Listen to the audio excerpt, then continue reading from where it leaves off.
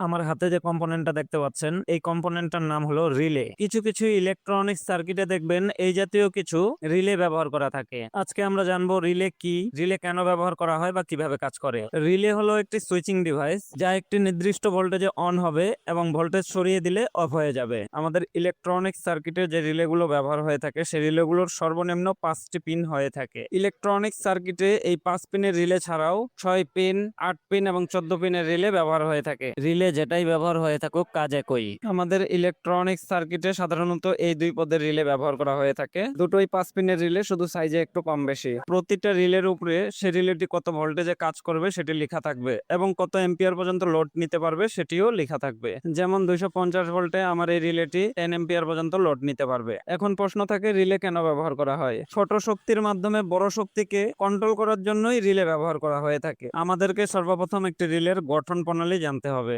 একটি রিলের মধ্যে থাকে একটি ইলেকট্রিক কয়েল। যখনই এই কয়েলটিতে আমি ইলেকট্রিক পাওয়ার দিব তখন এখানে একটি ম্যাগনেটিক ফ্লাক্সের উৎপন্ন হবে এবং উপরের এই পাতিটাকে টানবে। এখন এই পাতিটির সাথে এই উপরের একটি পাতি এবং নিচের একটি পাতি সংযোগ করা আছে। বাকি বিষয়টুকু আমরা ড্রয়িং এ বুঝবো।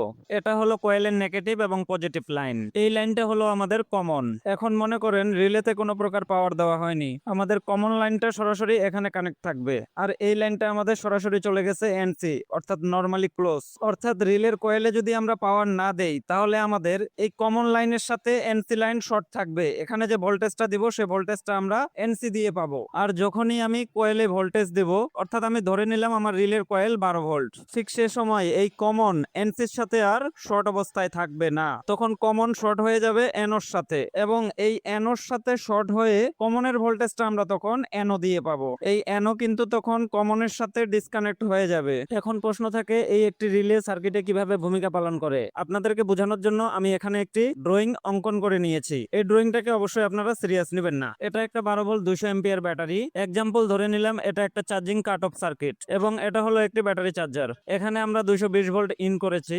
এই ভোল্টেজটাকে কিন্তু এমসিইউ টেকিং করার পরে ব্যাটারিটাকে চার্জ করাচ্ছে। কিভাবে করাচ্ছে? এই ভোল্টেজটাকে যখন এমসিইউ টেকিং করতেছে তখন এই যে রিলে আছে, রিলের কয়েল ভোল্টেজে কিন্তু 12 ভোল্ট দিচ্ছে এবং সাথে সাথে রিলেটা কিন্তু অন হয়ে যাচ্ছে। এটা হলো আমাদের চার্জার, এটি হলো নেগেটিভ। এই নেগেটিভটা দেখেন সরাসরি এসে ব্যাটারির নেগেটিভে সংযোগ হয়েছে এবং ব্যাটারির এই পজিটিভটা দেখেন সরাসরি গিয়ে কিন্তু রিলের এনোতে সংযোগ হয়েছে। যখনই আমার এই রিলেটা অন হচ্ছে তখনই কিন্তু আমার কমন এবং এনো শর্ট হয়ে যাচ্ছে এবং চার্জার থেকে চার্জ ব্যাটারিতে আসতেছে, ব্যাটারিতে চার্জ হচ্ছে। এমসিইউ যখন ডিটেক্ট করতেছে যে আমার ব্যাটারির চার্জ ফুল হয়ে গেছে তখন এমসিইউ কি করতেছে? এই যে রিলের 12 ভোল্টটা আছে সে 12 ভোল্টের লাইনটা কিন্তু বন্ধ করে দিচ্ছে। এখানে ব্যাটারির পজিটিভ লাইনটা ডিসকানেক্ট হয়ে যাচ্ছে, বিধায় কিন্তু আর চার্জ হচ্ছে না। ঠিক এভাবে করেই ভারী লোডকে রিলের মাধ্যমে কন্ট্রোল করা হয়।